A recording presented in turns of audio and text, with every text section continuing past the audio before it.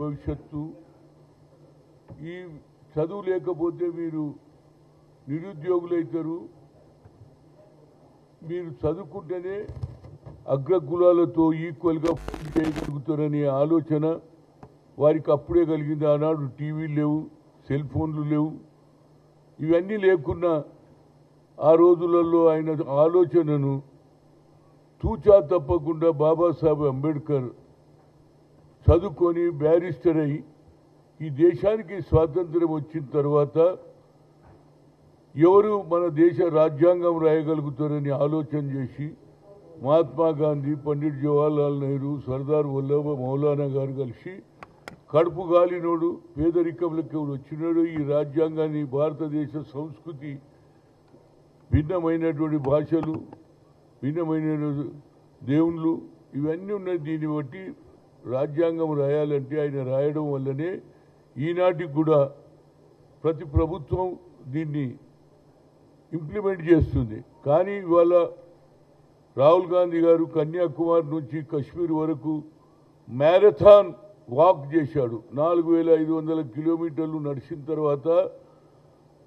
రైతులు, నిరుద్యోగ యువకులు, సోదరులు, సోదరిమణులు, అట్టడుగున ప్రజానీకాన్ని అందరినీ కలిసి వాళ్ళ బాధ తెలుసుకున్న తర్వాత ఆయన ఒకటే అన్నాడు, అరే నేను కేవలం ఎస్సీ ఎస్టీలకే అన్యాయం జరుగుతుంది అనుకో, వారికంటే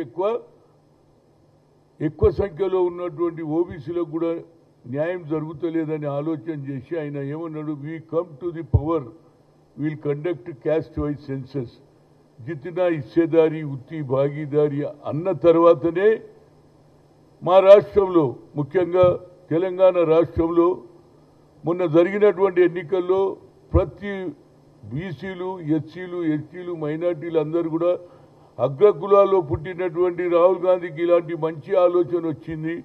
గతంలో ఇందిరాగాంధీ, తర్వాత రాజీవ్ గాంధీ గారి ఆలోచనను ఇంప్లిమెంట్ చేస్తుండ్రనే ఆలోచనతో ఇక్కడ ప్రజలందరూ ఓట్లేశారు.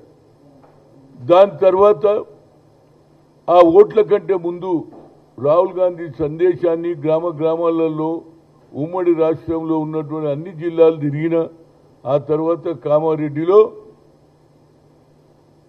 రేవంత్ రెడ్డి గారు ఏఐసిసి పిసిసి అధ్యక్షుడిగా, తెలంగాణ కాంగ్రెస్ అధ్యక్షుడిగా సిద్ధరామయ్య సమక్షంలో ఒక అనౌన్స్మెంట్ జరిగింది. 42% మేము లోకల్ బాడీ ఎన్నికలు ఇస్తాం, తప్పనిసరిగా ఎన్నికలు జరుపుతాను.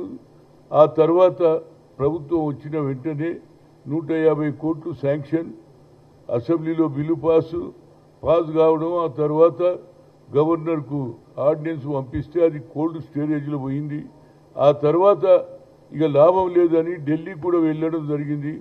కిషన్ రెడ్డి గారిని కూడా అడిగాడు, అయ్యా మీ ప్రధానమంత్రి అపాయింట్మెంట్ ఇస్తే మేము బాధలు చెప్పుకుంటా ఉన్నాం, ప్రెసిడెంట్ ఆఫ్ ఇండియాని కలుస్తామంటే ఆమె కూడా ఇవ్వలేదు. కనుక ఇక ఈ ఎన్నికలు జరుగుతూనే కేంద్ర ప్రభుత్వం నిధులు ఇస్తారనే ఉద్దేశంతో గ్రామ సర్పంచులు ఎన్నికలైనవి.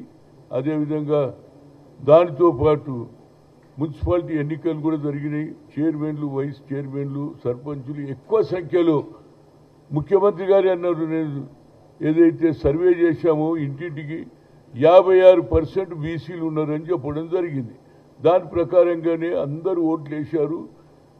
ఇక్కడ రాహుల్ గాంధీ సందేశం వల్లనే ప్రభుత్వం రావడం, దాన్ని ఇంప్లిమెంట్ చేయడానికి ప్రయత్నం చేస్తుంటే ఇప్పుడు ఎన్నో రోజులు నేను ఓబీసీ ఎంపీస్ కన్వీనర్గా 3 సార్లు కలిసిన, ఎంపీలతో కలిసిన, అయినా ఆయనకు ఆలోచన రాలేదు.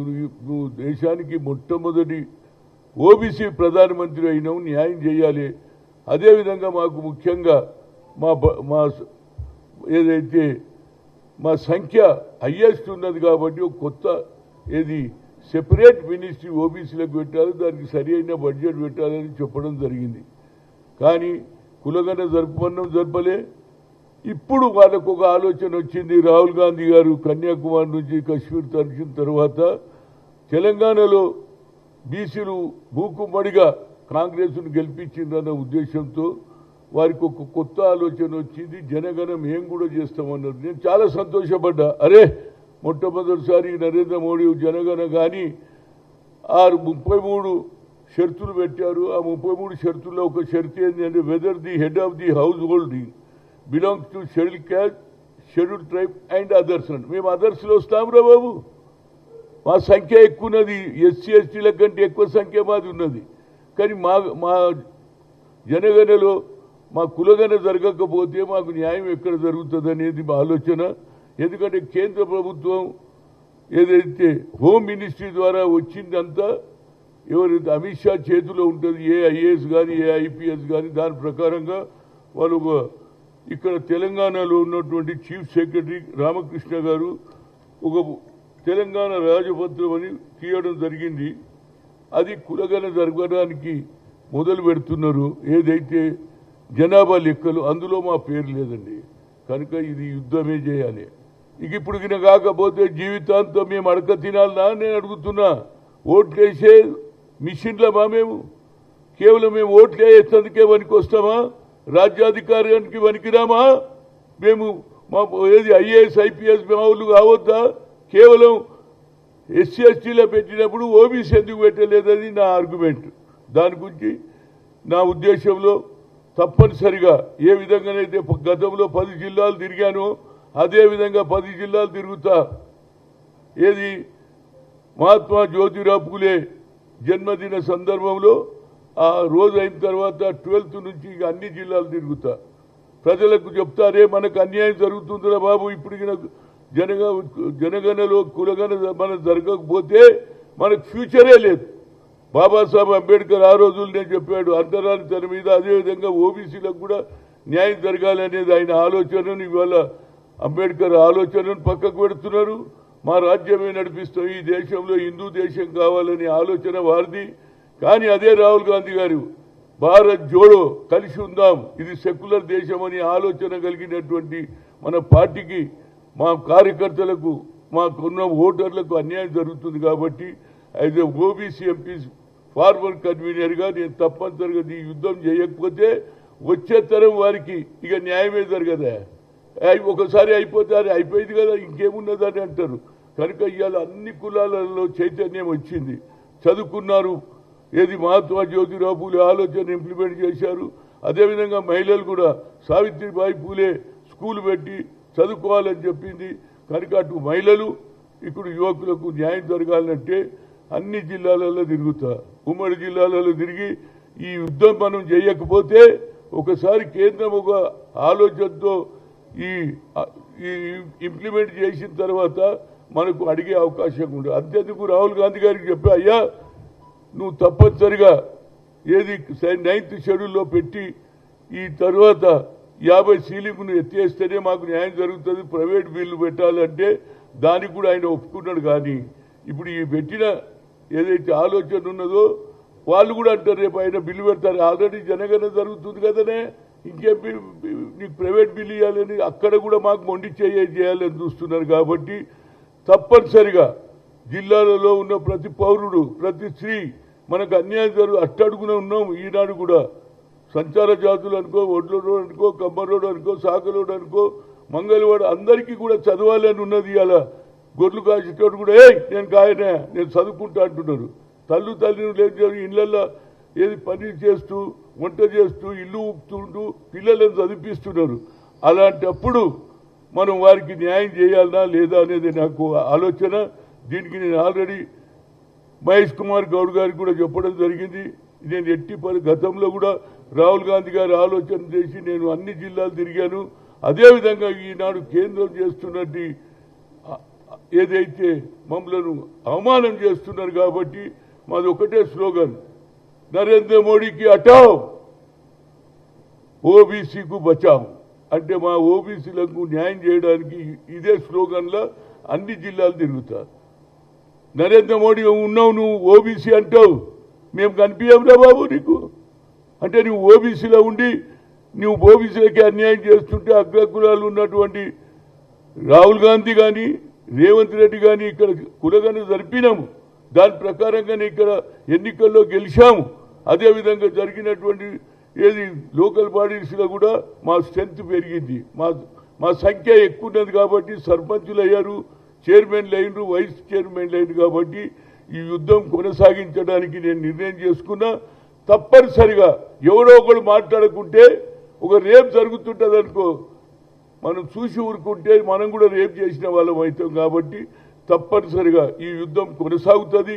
ప్రతి 12 నేను ఫస్ట్ మహబూబ్నగర్ పోతున్నా, ఆ తర్వాత కంటిన్యూస్గా ఇతర జిల్లాలలో 10 జిల్లాలలో తిరిగి ప్రజలను మేలుకొలుపు చేసి ఈ ఇంక్లూడ్ జనగణలో ఓబీసీ ఇంక్లూడ్ అయ్యే వరకు అందులో ఎస్సీ ఎస్టీలో ఉన్నారు, అందులో మళ్ళీ ఓబీసీలు ఉన్నారు, మైనార్టీలు ఉన్నారు. వీళ్ళందరికీ అవసరం లేదా? రాజ్యాంగంలో రావాలని లేదా? రాజకీయ అధికారం చేయాలని రావద్దా? ఐఏఎస్ కావద్దా?